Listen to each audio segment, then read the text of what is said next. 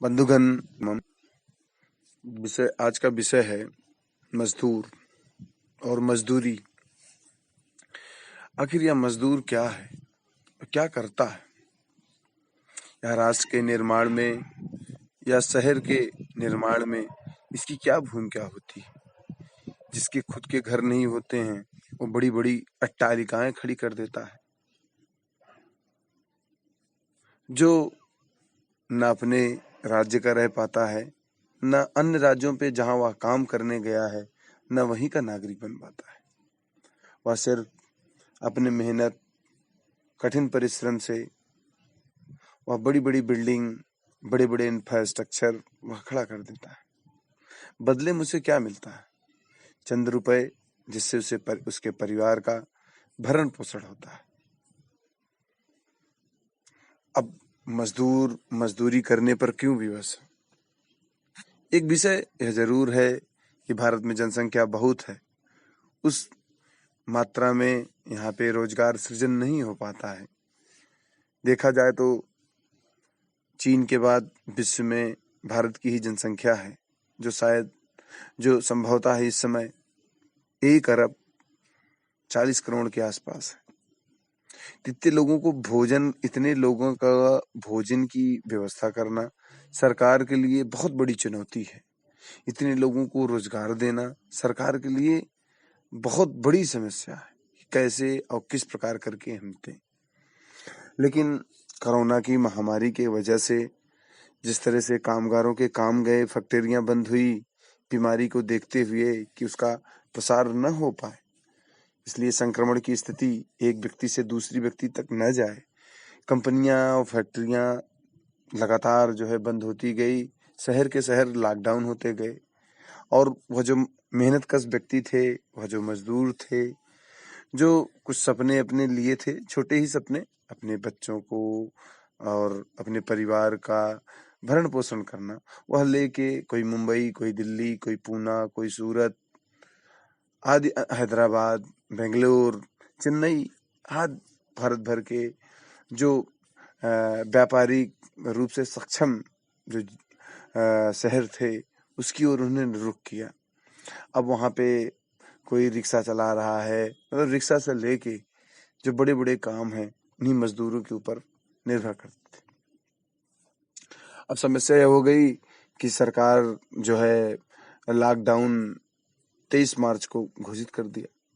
अब वो मजदूर जो वहां पे थे, जिन्हें लोग प्रवासी मजदूर कहे, लेकिन प्रवासी शब्द सही नहीं है। इसलिए भारत में सिटीजनशिप का जो कॉन्सेप्ट है नागरिकता का, वह एकल नागरिकता है, एक ही नागरिकता होती है। तो भारत का किसी राज्य का कोई व्यक्ति अन्य राज्य में बच सकता है, काम कर सकता है, पढ़ाई कर सकता है, नौकरी कर सकता है, वहां का नागरिक भी बन सकता है। अब उसके बाद मजदूर सोचे शायद उनका कोई प्रबंध होगा, सरकार भी सोची शायद लॉकडाउन इतना लंबा नहीं होगा, पुनः काम पे वापिस आ जाएंगे। लेकिन जिस तरह से कोरोना पूरे विश्व में बहुत तेजी से फैला, मजदूरों की मतलब मरीजों की संख्या बढ़ी, उसको देखते हुए लॉकडाउन बढ़ता गया। अब मजदूर के साथ समस्या यह थी कि उनके भोजन की व्यवस्था कैसे हो। वह वहां कमाने गया हुआ है उन शहरों में, एक तो कमाई बंद हो गई है, घर उस क्या भेजे, फिर उसके जीवन का खुद ही संकट हो गया। अब ऐसे में जब कोई साधन नहीं चल रहे हैं लॉकडाउन की वजह से, तो मजदूर मुंबई से, दिल्ली से पैदल ही निकल दिया, कोई साइकिल से, कोई बाइक से, कोई पैदल ही चल दिया। और जो हमारे सामने वो चित्र और वीडियो आए उन लोगों के, बहुत हृदय विदारक थे। वो बहुत कष्टप्रद थे कि लोग 1000 किलोमीटर, 800 किलोमीटर, 900 किलोमीटर पैदल चले आ रहे हैं, इसलिए कि अपने जीवन की सुरक्षा के लिए। तो समस्त नागरिकों का यह कर्तव्य है कि कोई आपके लिए जब काम करता है तो आपातकाल में आप भी उसका साथ दें, जिससे समस्या उसके साथ इतनी बेकरार न बनने पाए। हाँ, भारत भर में ऐसा नहीं है, लोगों ने स्टॉल लगाए, लोगों को भोजन कराया, लेकिन कुछ चूक कहीं न कहीं हुई। मजदूरों के साथ जितना बेहतर किया जा सकता था, उतना बेहतर शायद हुआ नहीं, तो हो सकता था। आपको यह ध्यान रखना चाहिए कि राष्ट्र के निर्माण में सबसे अग्रणी भूमिका अगर किसी की होती है, तो वह किसान की, मजदूर की और इंजीनियर की और वैज्ञानिक की। ये 4 की सबसे महत्वपूर्ण भूमिका होती है। इन्हें आप रीढ़ कहिए भारत की। ये रीढ़ हैं। अगर ये नहीं रहेंगे तो राष्ट्र रीढ़ विहीन हो जाएगा। ये विकास का जो संकल्पना है ये सब समाप्त हो जाएगी। वही मजदूर के श्रम पे वह विकास खड़ा होता है। जिस विकास की बात की जाती है वो बुनियादी रूप से वह चाहे सड़क हो, चाहे वो पानी की टंकी हो, चाहे वो हॉस्पिटल हो। जब हॉस्पिटल बनेगा नहीं तो आपकी सेवा क्या होगी वहां पे? हर चीज उनके ऊपर निर्भर करती है।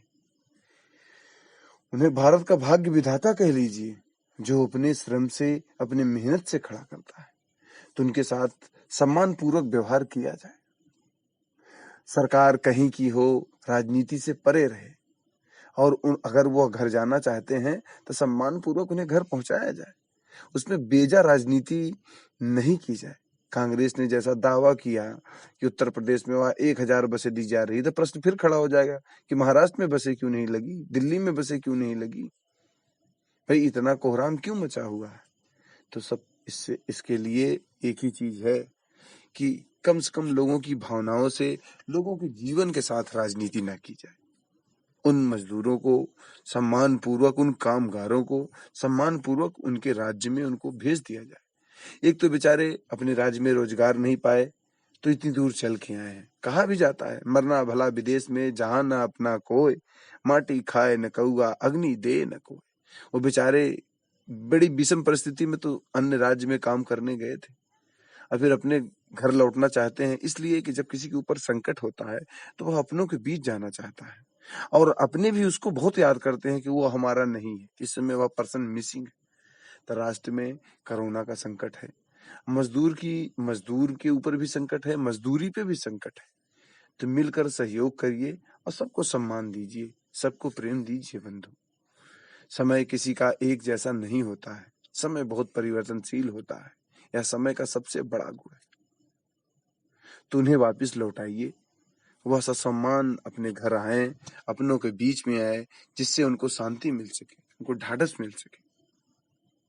जय हिंद, जय भारत।